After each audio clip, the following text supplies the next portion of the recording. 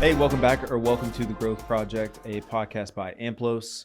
At AMPLOS, we are all about trying to help you pursue better, whatever that looks like in your life. And so the podcast hopefully serves as one way that you can tune into some conversations that can aid in your own personal development or your journey towards better. So my name is Cory Shaffer, here today with Brian Selman. Brian, Yeah, man. Good to be here with you again. It's always a privilege to sit down with you and try and figure out how we can take some of the things that we've been working on and be able to give them away in a manner that can really serve our audience.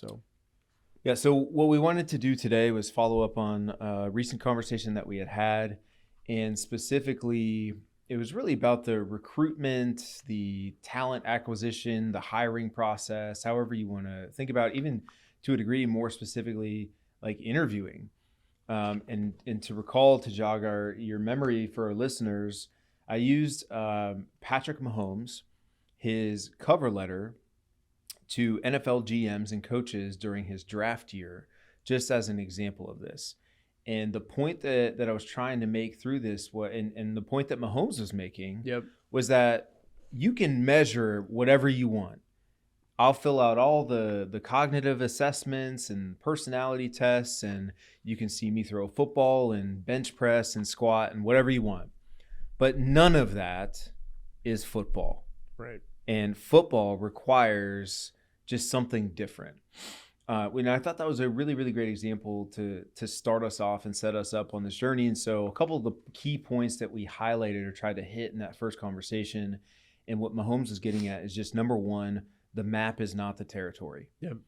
The 1 hour conversation that you have somebody is a representation of the person, but probably not the full person. And we talked some about just to be honest, the silly heuristics that we tend to lean on in the hiring process, the selection process, the recruiting process, whatever, the biases that we have that get in the way, and ultimately just highlighting that it's a pretty flawed process, if we're honest with ourselves. So what else would you add based on that first conversation that we had? I've thought a lot about this, and we used to discuss this as part of our selection process in professional baseball as it pertained to the amateur draft. You know, you spend all spring and then most of years prior observing players and trying to get a feel for players, and you're still trying to be predictive of whether or not you think they'll be able to perform in the major leagues, which in baseball, unlike the NFL, is still years away for these people. So there's a huge gap that you're trying to cover in terms of growth and opportunity that they still have in front of them based on what you've seen.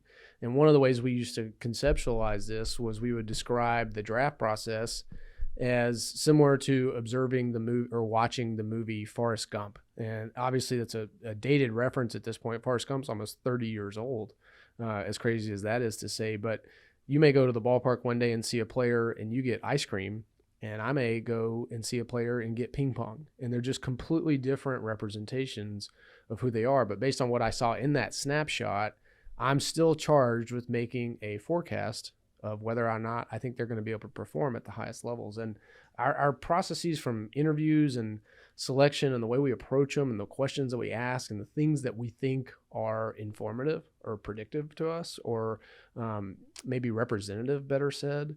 You know, if somebody brings a copy of their resume and asks for your business card, then it embodies their professionalism. Maybe not. I mean, that's an old school method, and certainly something that is dated now with digital technology and laptops and just how many people have business cards nowadays. But those kinds of things can seemingly make us feel better about a particular interview process, a selection process, but they're likely not at all helpful for us finding someone that's going to be able to come in and contribute relative to the job and the opportunity that we're looking for. Right. So what we wanted to do is, instead of just poke holes in the process and laugh at it from afar, was to ensure that we followed up and at least tried to provide a bit of a roadmap or point our listeners in a direction to where maybe you can enhance and develop a better quality process for yourself. So Brian, you're going to be more of our resident expert in this area. I'm gonna try to just lob up some questions here and let you have at it. But let's talk about the process and designing quality interviews. Yep. where do we begin?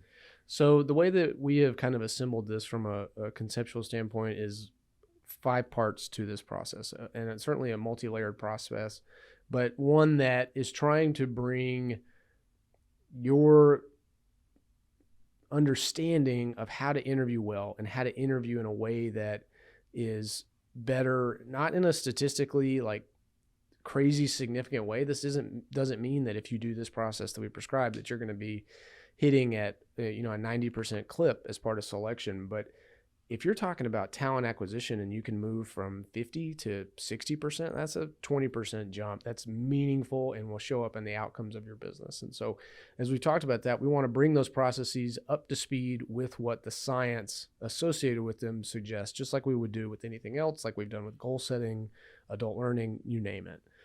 So as part of our process, we really wanted to look at it from 5 different aspects. 1, developing a blueprint for the specific opportunity at hand, essentially satisfying the question, how will we know what we're looking for? How are we going to design interviews is part 2. How are we going to create a process that hunts for that thing? Step 3 is the delivery of the interview itself, meaning how are we going to execute and facilitate an interview that gives us the feedback that we need? Step 4 would be the synthesis of that feedback, how we make sense of what we learn and how does it inform our ultimate decisions. And then the 5th part would be final interviewing. How do we make sure that we've captured the spirit of a very robust conversation up to that point in a way that we can feel comfortable at the finish line of making the most informed decision possible? So let's break this down. That's a great overview, I think, for our listeners. Let's break it down, though, try to go point by point. I know some of these are probably going to be heavier on, Sure. But let's start, as you described, with just the idea of creating a blueprint. And in my mind, this is just step 1 is we're sort of establishing our North Star.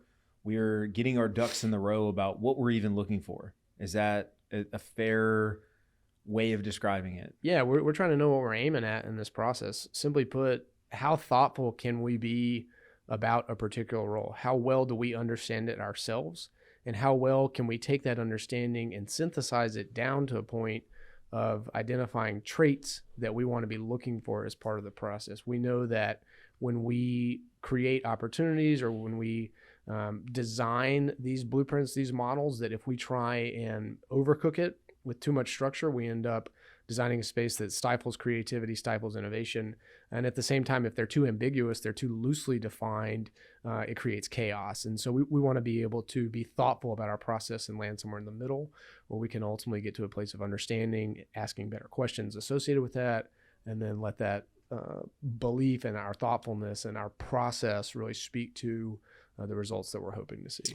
How do you know if you've hit the mark on finding that sweet spot? I think the simplest answer to that would be observing the outcomes that you get over a period of time. But when and how do you draw that line of reflection, right? Like if somebody comes in and they kill it in the first quarter, did you hit the mark? Probably not. It takes more of a longitudinal observation of how they fit, and not necessarily that you hit the mark yes or no, but what aspects of our process were informative, what aspects of our process need to evolve, and did our process and the thoughtfulness associated with that reflect what we were looking for and ultimately the people that we're trying to add to our culture? And so Sure. I think just like anything, it's, did you hit the mark, yes or no? If that's the way. And to be clear, I'm talking just hitting the mark with like the description. And now it's like, all right, I think we've captured it. I think we know what we're looking for. I'm ready to even just publish the job description. Sure. Right. And job descriptions are out there every day that are messy, are unclear. That's what I mean, right? Like job descriptions are out there that even when people get into the interview process, they're like, I'm not quite sure that this matches up with what was on the posting. Well, I think, again, this matters. And the reason I'm asking and pressing on it a little bit is because, as you said, if it's too ambiguous, too general, too broad, even your applicant pool becomes a mess. Yes. Because it's so loosely defined that somebody's like, yeah, I can justify that I'm qualified for this, when they're definitely not. Right.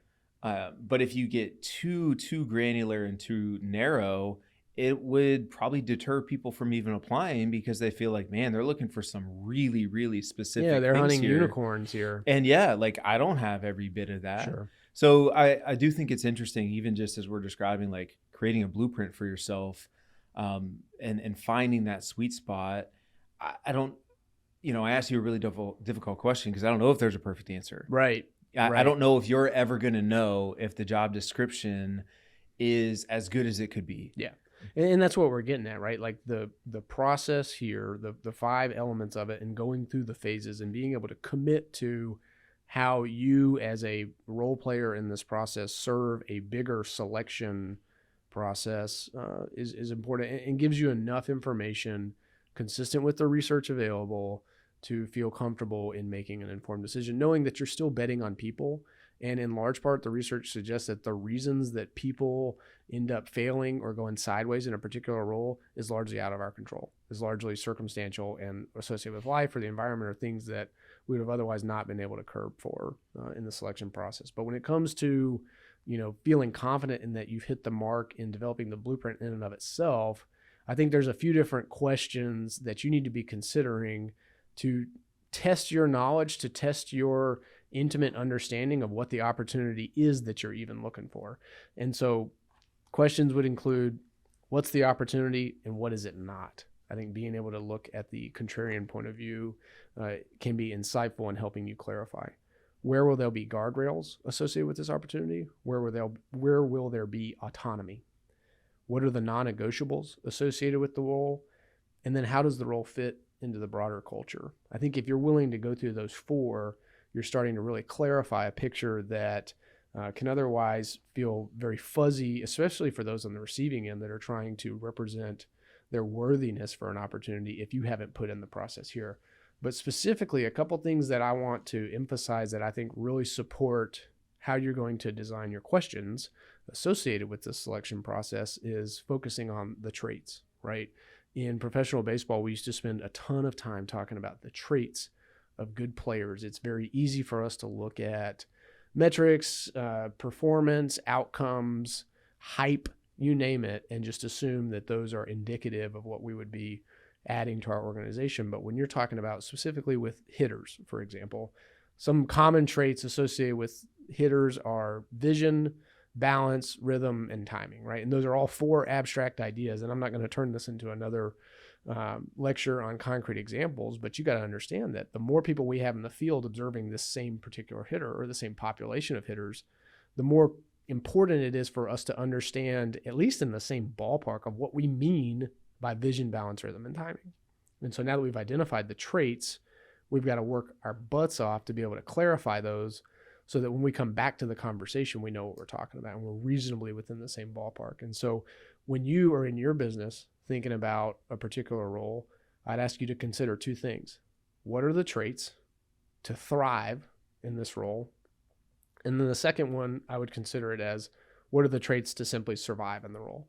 The traits to survive should be considered minimum qualifications. The traits to thrive is what we want to be hunting for. And as we bring clarity to that picture, it's important that whoever is involved in this selection process is also a part of a conversation that brings more and more understanding of what those ideas are and what those traits mean in the lives of the people we're going to be talking Yeah, to. and that's one of the follow-ups I was going to ask, and you hit it sort of indirectly there, but just who or how many people need to be involved in the process. And it sounds like if they're going to be involved in the interview process, they should be involved in the design process as well, because if they don't have the same clarity around what exactly it is we're looking for, then again, our process becomes inconsistent and is flawed. Yeah, and if they're not involved in all of the lead up to sitting in front of the person and talking to the individual, then they're not necessarily qualified to register an opinion on it, because that's ultimately going to muddy the water of our sense-making process that we're trying to bring structure and coherence to. And although they may have some experience in the role, they may have done the role themselves previously, then, whatever it may be, if they've not been participatory in the thoughtfulness associated with the design, it's going to be very problematic when it comes to decision making, which is still difficult and left to interpretation and being able to synthesize lots of different opinions. It'd be one thing to say, anybody that's going to work with this person, we want you to weigh in. Well, then you get in the spirit of like not being able to understand what's up and what's down, and You think you'd like to get to consensus, and then consensus is impossible. So then you want to get to majority opinion, and majority is not necessarily indicative either. And nobody's been a part of the thoughtfulness of what we're even hunting. So how do you know? How can you really feel confident in that? And I think the research science would support that you really shouldn't. Yeah.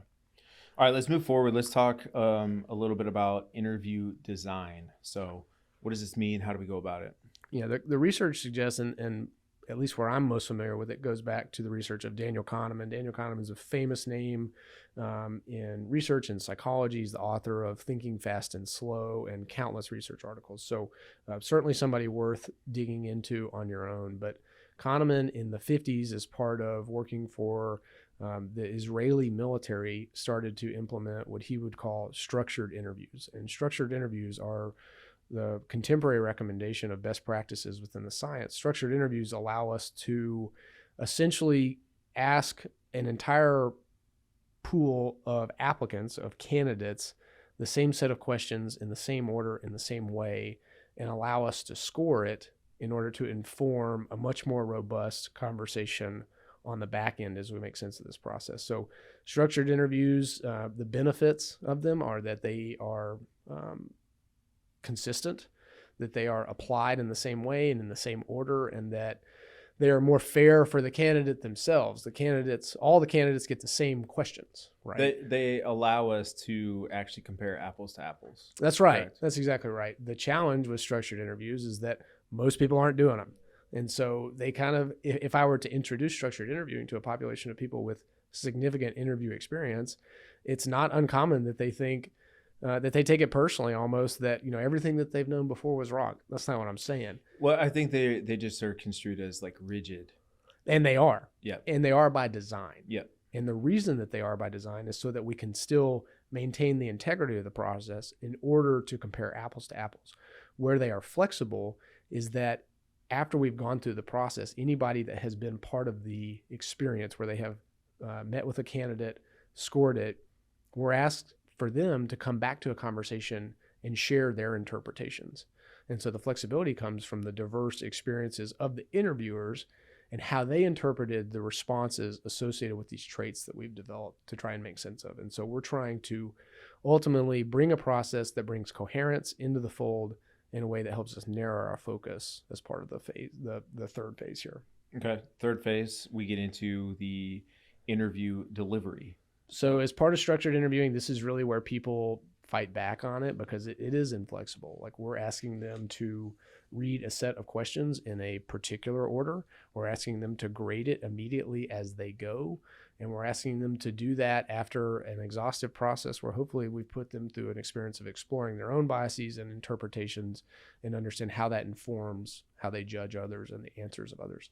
And so as they go through that, there is space for an introduction. There is space for a delivery. We're not asking people to be disingenuous or inauthentic, but we're asking them to run the play. And it's important that they bring with them a certain sense of humility and understanding how running the play is critically important to inform the bigger conversation. And it doesn't mean that you can't still establish rapport. Sure.